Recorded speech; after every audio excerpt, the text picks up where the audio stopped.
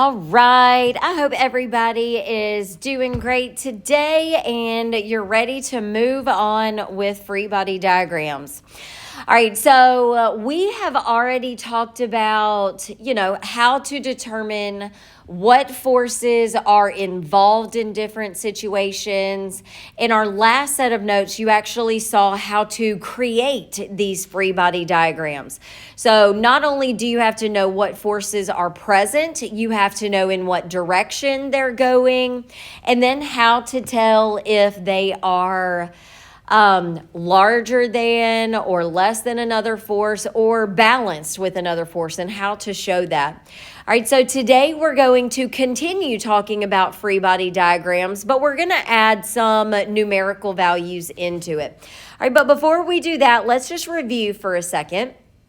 All right, so we have three different situations that we're going to be looking at. All right, so our first one, we have a rightward force that is being applied to a book in order to move it across a desk with a rightward acceleration. All right, so we draw our book. Remember, it doesn't matter if you use a dot or a box. All right, that will never matter to me. All right, so we know that gravity is pulling everything down, so that can always be your very first force that you draw. Now, this book is not going down, down, down, down, down because it's sitting on a desk. All right, that desk is a surface, and we know that all surfaces provide a normal force. Now, we also know that this book is not going up and down. It's not traveling up and down. So our normal force and our gravitational force have to be balanced. So we show that by using our slashes and our dashes. If we do not use those slashes and dashes, then we don't know necessarily if they are balanced or not. Okay? So those are our vertical forces. Now we also know that we have a rightward force is applied. All right, so we have a force that's going to the right. I have no idea why I just made that so large. All right, so we have a rightward force that is applied, and we know that it's moving across a desk. So because it is moving against another surface, we know that there's friction. So friction will be going the opposite direction, but before we draw that arrow, we need to look. All right, we know that we have some type of acceleration. So our frictional force is not going to be equal to our applied force. So before we draw our frictional force, we have to figure out, is the frictional force or the applied force going to be larger? And so we find that by looking at this right here. All right, it says that we have a rightward acceleration. So because we have a rightward acceleration, that tells us that our rightward force is going to be the larger force. So whenever we draw our frictional force, it should be smaller. All right, we will not draw our slashes and our dashes because they are not balanced with each other. All right, so that would be our free body diagram for this scenario. Now, our second one, we have a little egg that's free falling from a nest in a tree, and we are ignoring air resistance here. Now, we know that everything that is free falling, so it's falling towards the ground, is speeding up. Speeding up is a type of acceleration. So we know that we're going to have unbalanced forces. All right, so we draw our egg, either a dot or a box. We should know that gravity is pulling that little egg down. Well, our little egg is not being pulled down or pushed down or pulled up or pushed up. So we have no applied force. We have no tension force. All right, the only other force, it's not going to have a normal force because it's not sitting on a surface. All right, the only other force that would be in play would be air resistance, but I have told you to ignore air resistance. So this is the free body diagram for an egg that's free falling from a nest in a tree. All right, so for our third scenario, we have a girl is suspended motionless from a bar. Motionless means that she is at rest. And anything at rest means that we have balanced forces. All right, so we have balanced forces. So she is suspended motionless from a bar that hangs from the ceiling by 2 ropes. All right, so we're going to draw our girl. All right, we know that gravity is pulling her down, but she's being held by 2 ropes. Well, we should know that ropes provide a tension force. All right, so she's got 2 of them. Is that how we show that? Hopefully you are saying no. All right, we would not show these 2 separate tension forces side by side.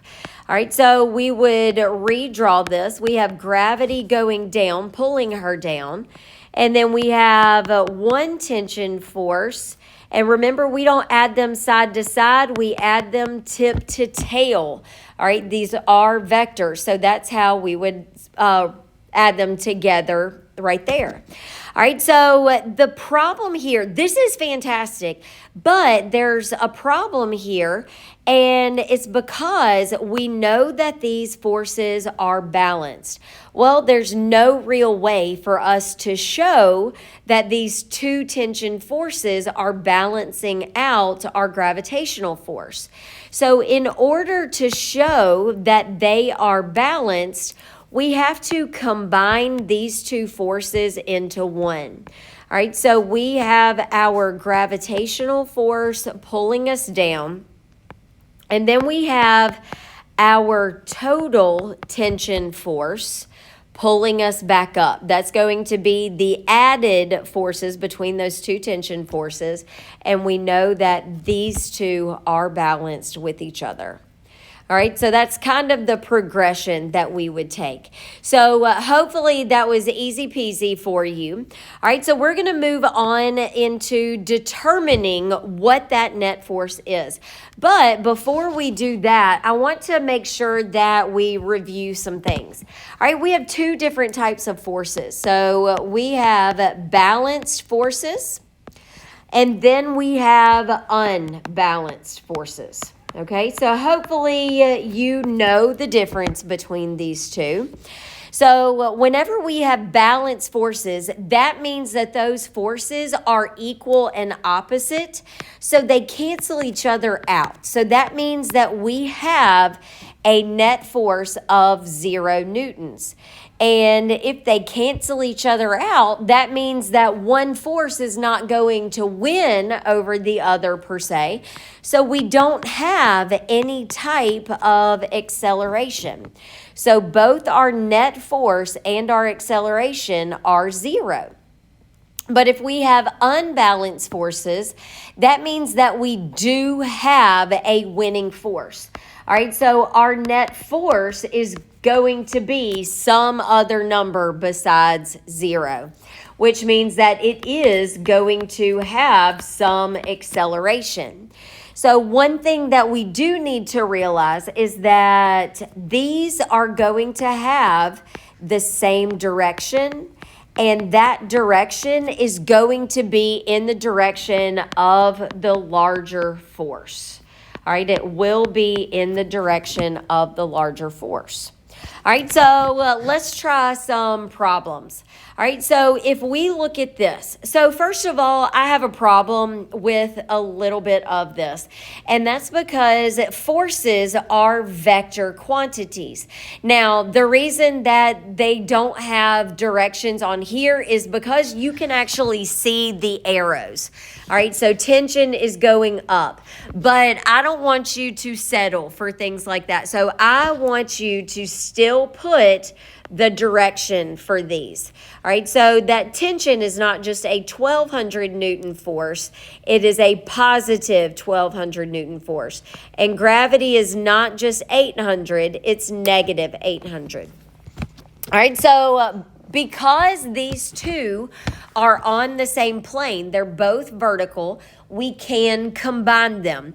So we have a plus 1200 plus a negative 800. So we combine those, we subtract, we get a net force of plus 400 newtons. So our net force is going to be going in the direction of that larger force. It's going to be the same thing for acceleration. Our acceleration would also be going up as well. All right, here we have an air resistance of plus 600 with a gravitational force of, again, negative 800 newtons. We combine those and we get a net force of negative 200 newtons. All right, so hopefully that's easy peasy for you. So both of those, we are just looking at vertical forces. Those are the only forces at play. But if you look here, all right, we have both vertical and horizontal forces. So we can't combine normal and friction. We can't combine gravity and friction. They're on two different planes. All right, so we have to look at vertical separate from horizontal. So let's look at those vertical forces first. We have a positive 50 Newton normal force and a negative 50 Newton gravitational force. Well, that tells us that those two are balanced. All right, so we show that they are balanced using those slashes and dashes. All right, so we know that our net force is not going to come from our vertical forces, so then we go to our horizontal. Now, there is nothing over here to the right to balance out our frictional forces. All right, so our net force will only come from our frictional force. So our net force for this one would be negative 20 newtons. Now, if you gave me this, I would not mark it as incorrect, but we have to be careful because if we say just a negative 20 newtons, that negative could mean to the left or down. All right, because we have both vertical and horizontal forces at play. So we want to be a little bit more specific than just negative 20 newtons. So we're going to say 20 newtons to the left or 20 newtons west. Again, I will not count off if you put negative 20, but whenever we have both vertical and horizontal forces, we do want to be more specific. All right, so let's look at some more examples. All right, so again, I'm just going to do this before we get started because it drives me crazy. Make sure that you are putting these where they need to go. I always want to see those directions. I will count off if I don't see those directions. All right, so we're looking for the net force in each of these situations. All right, so we have to look at vertical by itself and then horizontal by itself. For me, I always start with vertical. All right, so let's look. We have a normal force of positive 3 newtons and a gravitational force of negative 3 newtons. That tells us, because they cancel each other out, that these two are balanced. So our net force will not come from vertical forces. So now we go to our horizontal. We have an applied force of positive 5 and a frictional force of negative 5. So those are also going to cancel each other out. So they will balance. They will also be balanced. Please notice how we differentiate between the balancing of vertical and the balancing of horizontal by using multiple lines for the horizontal. All right, but whenever I'm finding the net force for this, they all balance each other out, so it's going to be 0. All right, if we look at situation B, this is similar to what we just saw in the last slide. All right, we look at vertical first. We have a plus 3 and a minus 3. All right, those are going to cancel out, which means that our vertical forces are balanced. So then we look to our horizontal forces. There is no rightward force, so net force is just going to come from that frictional force. So our net force, I guess you could technically put negative 5 newtons, but remember, I don't like that. We want to be more specific because that negative could mean to the left or down. So we want to say that our net force is 5 newtons to the left, and you're going to see why in just a second. All right, so then we move to situation C. So we just have something that's sitting on a surface. So we have a normal force of plus 20 and a gravitational force of negative 20. Those are going to balance each other out, cancel each other out. So our net force in this situation will be 0 newtons. Let's go to this one. We have something that is falling. All right, we can tell because air resistance is going up. So we don't have any horizontal forces, so it's all just depending on these vertical forces. So we combine those. We have a positive 40 and a negative 25. That's going to give us a net force of plus 15 newtons, or if you wanted to be more specific, 15 newtons up. Okay, so that's the net force. Now, the reason that we like having the more specific directions for our net force is down here. All right, so we have all of these different situations. We have 4 situations, and I've given you the net force for them. So we have to fill in the other forces on the free body diagram. All right, so for the first one, just going and filling in our positives and negatives. Please, please, please, I cannot say this enough. Do this. Okay. All right, so let's go back to this one. So for this one, I know that I have a net force of 0. So that tells me that my vertical forces are balanced and my horizontal forces are balanced. So that's going to help me tremendously in determining what my forces are going to be, what numerical value they're going to be. All right, so if we look at A, we know that A is going to be equal and opposite to that rightward force. If my rightward force is a positive 50 newtons, that means my A is going to be negative 50 newtons. And then looking at B, we know it's going to be equal and opposite to negative 200 newtons. So B is going to be a positive 200 newtons. Easy peasy. All right, so for this second situation, we no longer have a net force of 0. We have a net force of 900 newtons up. So that up is super important because that up is going to tell me which force is going to be greatest. All right, so C is going to be larger than that downward force. So we know that C minus 200 is going to give me 900 newtons. So that makes C a positive 1100 Newton force. All right, then we have our third situation. So we have our net force is 60 newtons to the left. All right, so because it is not going to be up and down, we don't have a vertical net force. That tells us that our vertical forces are equal and opposite to each other, which means E is going to be negative 300 newtons. And then the left right here tells us that our negative 80 is the larger force. So 80 minus whatever D is going to give us 60.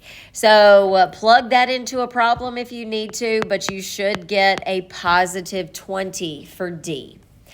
And then last but not least, we have our net force is 30 newtons to the right. So that rightward net force tells us that our vertical forces are balanced. I didn't give you any numerical values for you to be able to find the numerical values for those two forces, but you should just know that they are equal and opposite. They are balanced. All right, so using the net force, the direction for the net force, we know that G is larger than that negative 20. So we know G minus 20 should give us 30, which means that G is a positive 50 newtons. Now, if you're struggling with that, then you need to come ask me so that we can get you caught up on that. All right, so let's put that into an example. All right, so we have Blaine pulling his wagon horizontally. All right, that's going to make sense in just a little bit why I specified horizontally with a force of 7 newtons. His little brother is helping him out, and he is pushing the wagon from the back with a force of 3 newtons. We also know that the force of friction working against them is 3 newtons. And I want to know what the net force that's working on the wagon.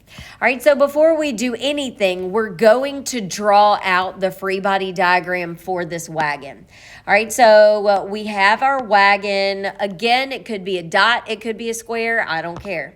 We know that gravity is pulling that wagon down, and it didn't say it in the problem, but it's pretty safe to assume that this wagon is being pulled along some surface. And we know that surfaces always provide a normal force. Okay, so because this wagon is not moving up and down, we know that our normal force and our gravitational force are going to be equal and opposite to each other. All right, so our net force that we're looking for is not going to come from our vertical forces. All right, so we were told that Blaine was pulling his wagon. I did not tell you what direction he was pulling the wagon. So remember, if I don't give you a specific direction, we assume that it is going in the positive direction.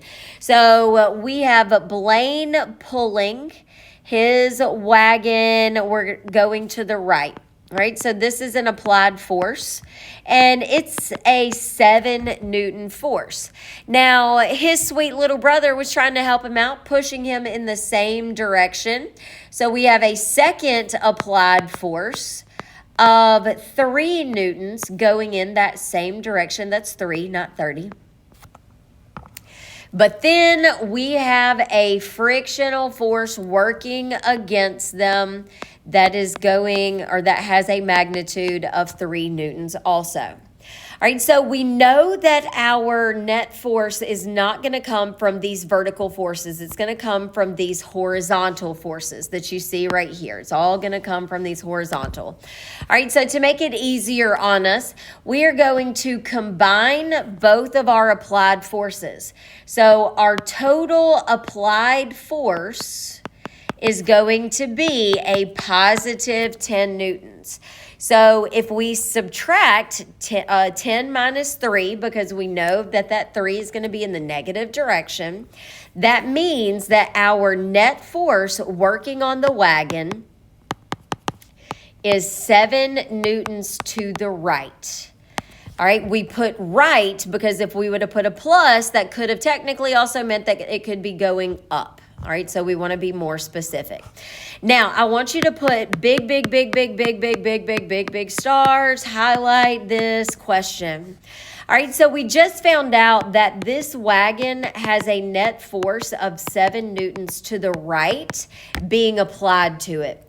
We're told that it has a mass of 9 kilograms, and I want to know what the wagon's acceleration is. All right, so we have to go back to our intro to forces.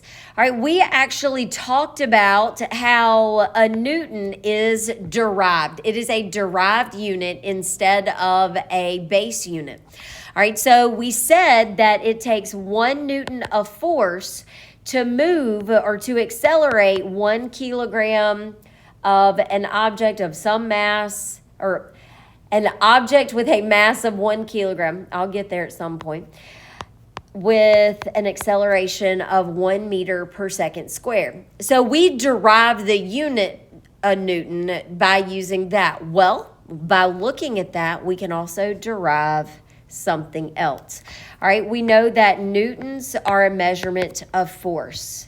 kilograms are a measurement of mass, and meters per second squared are a measurement of acceleration. So hopefully you recognize this equation. We saw it the other day. So we know the force working on an object is equal to the object's mass times its acceleration. Well, we don't have just one force working on this object. We have the net force working on this object. So we know that our net force is equal to the object's mass times its acceleration. So we're looking for the wagon's acceleration. We have both its net force and its mass. So we divide both sides by mass to get acceleration by itself. So that's going to be our net force over mass. All right, we're going to bring it up here. So that's going to give us 7 newtons divided by 9 kilograms. So whenever we divide that out, that's going to give us 0.77777777777778. All right, so we're going to have an acceleration of 0.78. Now, we know that acceleration is found in meters per second squared, and we know it is a vector quantity. All right, so we know that it has to have a direction. And if we can remember that net force and that acceleration is going to have that same direction, and it's always going to be in the direction of the larger force. All right, so if our net force was to the right, that means that our acceleration will also be going to the right. All right, so our acceleration for our wagon is 0.78 meters per second squared to the right. All right, so we're going to take this a little bit further.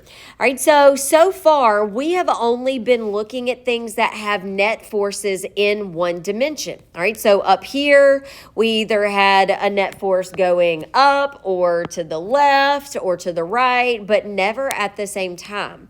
All right, I didn't mean to do that. All right, but what if we had a vertical net force along with a horizontal net force? All right, that means that it's going to have acceleration in both of those directions. And hopefully you remember this from whenever we did vectors. It's not going to travel either up or to the right. All right, it is going to travel. We're going to add them from tip to tail, and it'll travel up and to the right. Okay, so here we see our net force or our resultant force. All right, so let's look at this. All right, we have an applied force. So we're just going to draw this out. We have a 50 Newton force that is being applied at an angle of 30 degrees north of east. All right, so it's 50 Newtons at 30 degrees north of east.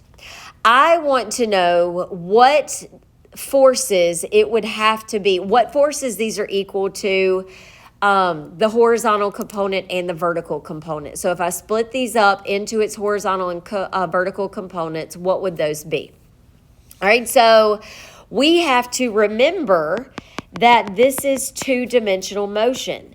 So this applied force has a horizontal component while it also has a vertical component as well. Okay, so because all of these answer choices, all of these start with east, we're going to start with our horizontal component. Now, hopefully you remember to solve for the components of a vector, resolving a vector into its components. We either use sine or cosine. All right, so it's that middle letter that tells us which one we have to use. So because we are solving for our horizontal component first, we need to figure out what is our horizontal component. Is it opposite to our angle or is it adjacent to our angle? So it's touching our angle, which means that it is adjacent to it. All right, so because it is adjacent, we use cosine. All right, so we are going to use the cosine of theta is equal to the adjacent side over the hypotenuse. We are solving for that adjacent side. All right, so to get our hypotenuse out of the way, all right, we want to get adjacent by itself, we multiply it on both sides. So our adjacent side is equal to the hypotenuse times the cosine of theta, which is 50 times the cosine of 30 degrees. All right, so we plug that into our calculator and make sure that your calculator is in degrees for this. You should get 43.3 newtons. Technically, you could say to the right, all right, but all of ours are to the east. All right, so we are looking at either A or D here. Both of those are 43 newtons to the east.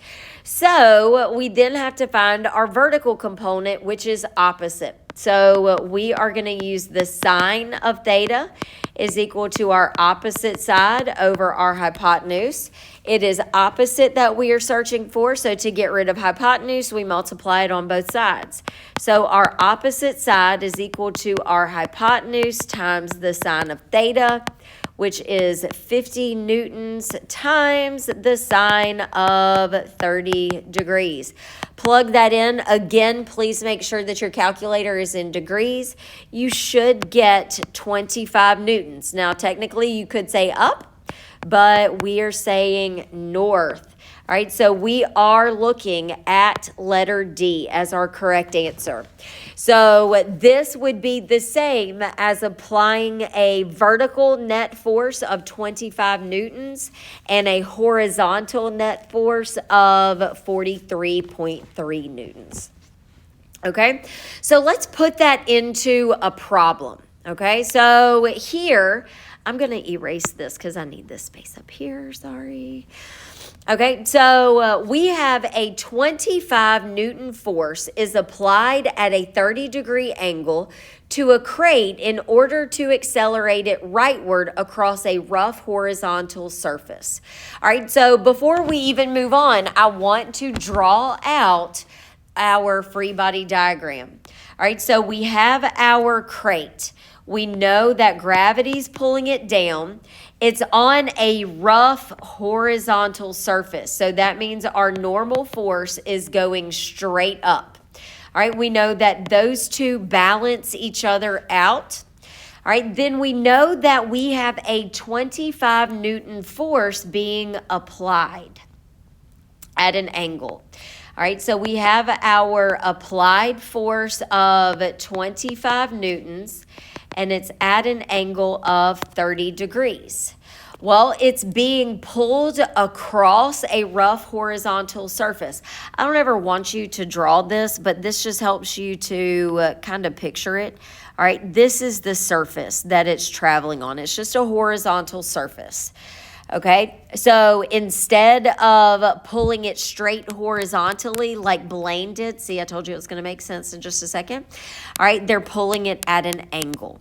All right, now we also know that there is a frictional force working against this crate because it is a rough surface. All right, and then the frictional force I told you here is 5 newtons. So we have a negative 5 Newton force. Okay, so I want you to determine the net horizontal force. Now, we know our net force is not going to come from our vertical forces. This crate is not moving up and down. It will just be coming from our horizontal forces. So that's what I want you to find. But in order to find that, we can't combine. We can't say 25 minus 5 because they are not on the same plane. That 25 newtons is being applied at an angle. So what we have to do before we solve it is find the horizontal component of that applied force. All right, so because our horizontal component is adjacent, we are going to use the cosine. So we have the cosine of theta is equal to our adjacent side over our hypotenuse. We are solving for the adjacent side. So our adjacent side is equal to our hypotenuse times the cosine of theta. So that's going to be 25 times the cosine of 30 degrees, which is going to be 21.7 newtons to the right. All right, so we have 21.7 newtons to the right. So in order for us to find our horizontal net force, we combine our applied force, our horizontal component of our applied force, and our frictional force. So you have a positive 21.7 plus a negative 5. All right, so that net force is going to be 16.7 newtons to the right. Okay? All right, now all of this we kind of already said up here whenever I was going over it. All right, the difference between balanced and unbalanced forces. All right, but if you want to reread that, please go for it. And again, if this is not making sense or if you need help, you know where to find me. Y'all have a great day.